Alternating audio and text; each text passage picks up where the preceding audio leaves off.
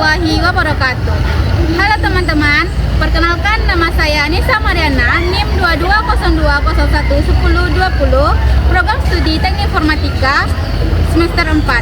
Video kali ini saya akan menjelaskan sejarah salah satu pemimpin yang berjasa di negara kita ini, yaitu Ibu Susi Pujiastuti. Video ini bertujuan untuk memenuhi tugas mata kuliah kepemimpinan dengan dosen pengampu Bapak Asril STMKOM.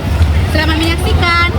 Pada kali ini aku akan menceritakan kisah hidupnya Ibu Susi Pujiastuti, yaitu sang menteri yang berpendidikan SMP. Jadi, Ibu Susi ini lahir pada tanggal 15 Januari 1965 di Pangandaran, Jawa Barat. Ayahnya bernama Haji Ahmad Karlan dan ibunya Haja Suwo Lasmina. Keluarga Ibu Susi ini memiliki usaha ternak. Kakek buyutnya adalah Haji Ireng yang dikenal sebagai tuan tanah di daerahnya. Setelah Ibu Susi ini mengenyam pendidikan SMP, kemudian ia melanjutkan ke SMA, yaitu di SMA Negeri 1 Yogyakarta.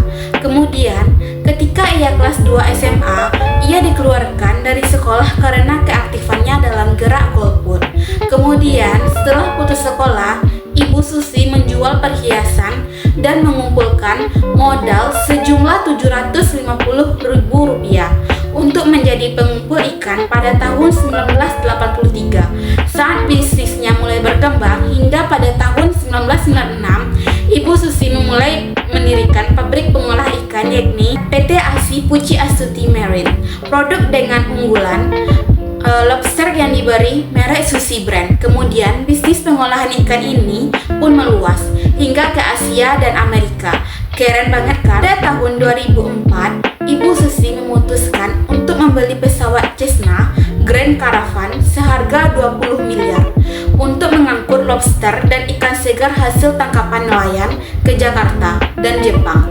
Sell sign yang digunakan adalah Susi Air. Nah, kemudian 2 hari setelah terjadinya tsunami Cessna Susi ini merupakan pesawat pertama yang berhasil mencapai lokasi bencana itu untuk mendistribusikan bantuan kepada para korban yang berada di daerah terisolasi.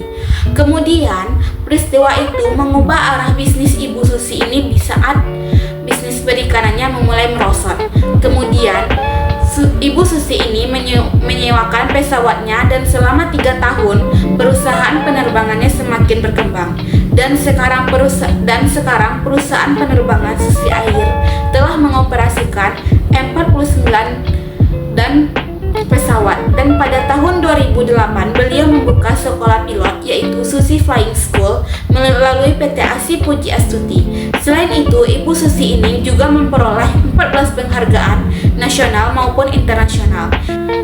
Ibu Susi Pujiastuti ini juga ditunjuk sebagai Menteri Kelautan dan Perikanan RI dalam Kabinet Kerja Joko Widodo dan Yusuf Kala, yang ditetapkan secara resmi pada tanggal 26 Oktober 2014. Nah, sebelum dilantik, Ibu Susi ini lepas semua posisinya di perusahaan-perusahaan untuk menghindari konflik kepentingan antara dirinya sebagai menteri dan sebagai pemimpin bisnis. Selain itu, agar dapat bekerja dengan maksimal untuk menjalankan pemerintahan. Wah, keren banget kan? Ya, Ibu Susi ini sempat 2 kali bercerai dan kemudian menikah dengan Christian von Stramberg, dan dari pernikahannya itu Ibu Susi dikaruniai 3 orang anak, yaitu Panji Hilmansyah, Nadia Natasha, dan Alfi Safiar.